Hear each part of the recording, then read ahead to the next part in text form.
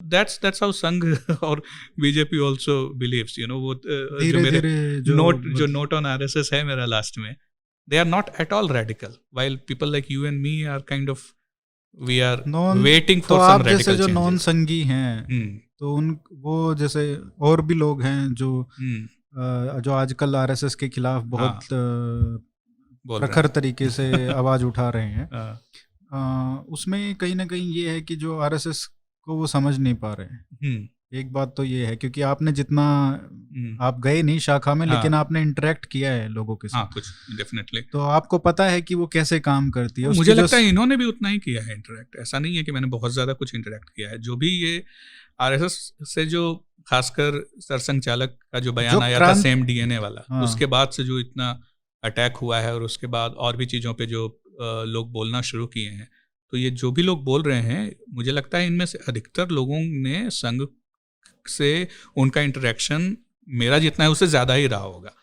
उसके बावजूद भी उनकी ठीक है, उसको देखने के मेरी थोड़ी अलग नज़रिया है। मुझे जहाँ तक मेरी जितनी समझ है, उसमें जो भी क्रांतिकारी कोई करना चाहता है तो वो संघ का हिस्सा मुझे नहीं लगता कि बन सकता है। क्योंकि संघ का जो क्रांति वाला जो वो समरसता आराम से चलने वाले लोगों में से है। तो मुझे वही लगता है शायद पहले होता, मतलब 30-40 साल पहले जब विश्व हिंदू परिषद को भी तो संघ ने ही किया था, इन्होंने वहीं से कार्यकर्ता स्वयं सेवक भेज के, तो वो एक क्रांतिकारी काम था उस समय तो। बिल्कुल, हाँ तो जो संघ से नाराजगी लोगों की जो है वो इसी वजह से है कि जो रेडिकल चेंजेस कई लोग एक्सपेक्ट करते हैं, और संघ जैसा, मतलब मेरा जो लिमिटेड इंटरेक्शन रहा है, मुझे नहीं लगता, यू आर राइट कि वीएचपी टाइप की चीज़ें जो थी वो एक तरीके से रेडिकल ही थी, बट यहाँ अब जो एक्सपेक्टेशंस हैं वो बहुत ही अलग किस्म की हैं। यू नो, ऐसा भी नहीं है कि मारकाट में जाने की एक्सपेक्टेशन है। अब क्या है कि आप बिल्कुल कुछ जो बेसिक फ्रेमवर्क वाली जो चीज़ें हैं, कि आपने संघ एक तरीके से actually it's a very reformist and modernist movement within the Hindu society actually, unlike what it how it's projected outside, या फिर हमने भी जो मान लिया है संघ का या जो भी हिंदुत्व के लीडर्स हैं, इवन सावरकर का, इनका आउटलुक तो एक्चुअली काफ़ी मॉडर्निस्ट था। नहीं, सावरकर का, संघ का, या एक तरफ फिर आपके गांधी और नेहरू हो गए, इन सब में सबसे ज़्यादा ट्रेडिशनलिस्ट तो आपको गांधी हैं। बिल्कुल, दैट्स अ फैक्ट।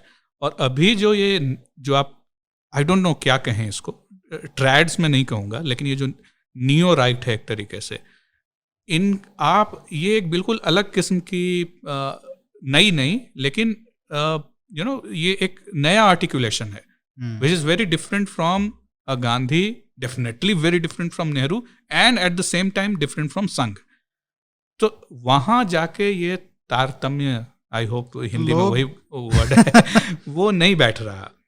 अब मुझे वहाँ जो ये संघ से जिनकी प्रॉब्लम्स हैं, मुझे वहीं जाकर वो समझ में नहीं आती कि इट्स ऑब्वियस वो हारमोनी आने ही वाली नहीं है, क्योंकि संघ का आउटलुक ही अलग है।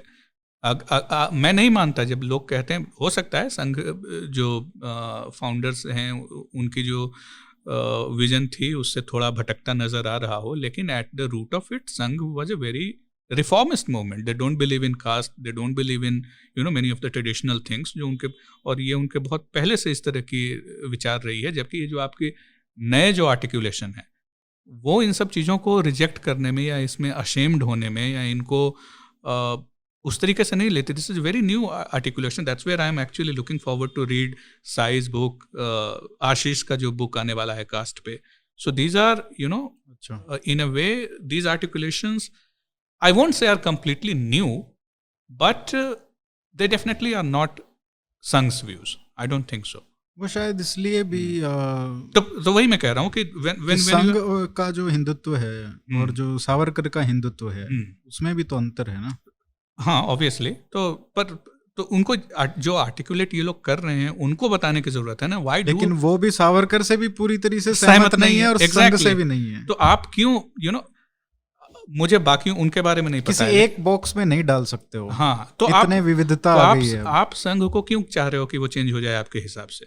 हाँ, वो बात बिल्कुल सही है कि अगर आप एक नई विचारधारा लेके आए, नया फ्रेमवर्क लेके फ्रेमवर्क है, विचारधारा तो मोर और लेस वही है। आप अपनी ऑर्गेनाइजेशन बनाओ, नहीं वो भी देश में छोड़ो, देश में छोड़ो, आप एक स्टेट में ट्राई करो। हाँ, मतलब जिले में ट्राई करो। मैं ये जाइब नहीं फेंकना चाहता कि भाई वो जाइब नहीं है, और वो गलत भी है कि भाई सचिन तेंदुलकर को क्रिटिसाइज करना है तो आप पहले क्रिकेट खेल के आओ। कर सकते हो, लेकिन उसका फायदा भी तो उसका आगे क्या, क्रिटिसिज्म से आगे क्या। एग्जैक्टली जब मेरे जैसे जो लोग हैं, ऑब्वियसली मैं मुझे भी कई सारे जो नोट ऑन द आरएसएस जो मेरे एंड में है, उसमें मैंने लिखा है कि आरएसएस से मुझे नहीं समझ में आता कि वो इस तरह की जो एग्जिस्टेंशियलिस्ट थ्रेट्स हैं, वो कई बार ऐसा लगता है कि वो नहीं देख पा रहे हैं।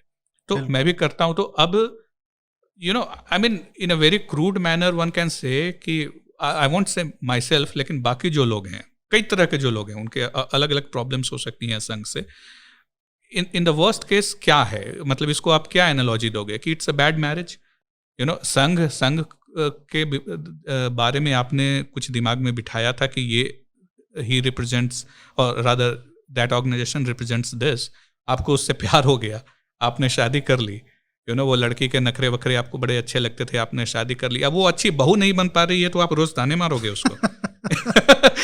तो उसके वो तो क्या, या तो आप डिवोर्स ले लो, या फिर आप प्यार से समझाने की कोशिश करो, या फिर भैया आप एक्स्ट्रा मैरिटल अफेयर चला लो। एक स्वयं सेवक हैं, उन्होंने भी मेरे को बताया था कि क्या होता है कि लोग जो आते हैं ना 18-20 साल के, वो बहुत जोश में आते हैं शाखा में कि हम ये कर देंगे, हम वो कर देंगे। तो वहाँ पे सबसे पहले है कि कुछ नहीं करना, झाड़ू लगाओ, ठीक है, कहीं कुछ हो गया सेवा करो। तो ये डिसिप्लिन जो है और जो ब्यूरोक्रेटाइजेशन है, जो संघ की सबसे बड़ी ताकत है, वही कहीं ना कहीं उसकी सबसे बड़ी वीकनेस भी है। तो ये 100 साल से कोई भी ऑर्गेनाइजेशन चलती है तो उसका एक स्ट्रक्चर होता है, वो ब्यूरोक्रेसी होती है, उसमें भी हायरार्की होती है। उसके बिना आप 100 साल तक कोई भी संस्थान नहीं चला सकते हो। तो उसका एक सक्सेस का लेकिन उसका घाटा ये होता है कि वो अपने पेस पे ही काम होता है, धीरे धीरे ही चलता है। You cannot expect संघ or any of its affiliates, so-called affiliates, formal तो कुछ होता नहीं वैसा, to do any completely radical work। उसके लिए या तो आप संघ को ही कैप्चर कर लो, घुस जाओ उसमें। नहीं, कैप्चर कैसे कर लो, वही मैं बता रहा हूँ ना, कैप्चर नहीं कर सकते आप, क्योंकि आपकी ब्यूरोक्रेसी है। एग्जैक्टली, वहां पर पहुंचने में आप कैप्चर करोगे आप जब 16 साल के हो, जब आप सोच के चलो कि हाँ मैं कैप्चर करूंगा, तब तक तो पता नहीं क्या हो जाएगा। मतलब 50 साल में आप कहाँ होगे, संघ कहाँ होगा, देश कहाँ होगा, राइट, और भाजपा कहाँ होगी। तो मतलब ये अभी वही है कि इट्स नॉट अबाउट कि आप खुद ऑर्गेनाइजेशन क्यों नहीं बना लेते। The mere fact is that Sangh's outlook, approach, ideology is different. अभी तो यही है कि जागो, लोगों का यही है कि यार तुम जाग जाओ, तुम्हारे पास शक्ति है। तो हनुमान को शक्तियां याद दिला रहे हैं मतलब लोग। अभी तो कोशिश तो यही हो रही है कि यार क्यों मेहनत करवा रहे हो, इतना काम करना पड़ेगा, तुम्हारे पास ऑलरेडी है इतनी लोग। आई थिंक आप वाद विवाद करो उनसे, ये वाद ही है ना इसका। तो ऐसे संघ के साथ मिलके आप करो, उनको कहो कि ठीक है, आपकी जो ये सोच है, ये आइडियोलॉजी है, don't get stuck in time. ये शायद 1920s के लिए सही थी, उस वक्त शायद ये रिफॉर्मिस्ट, मॉडर्निस्ट आउटलुक शायद काम करता था।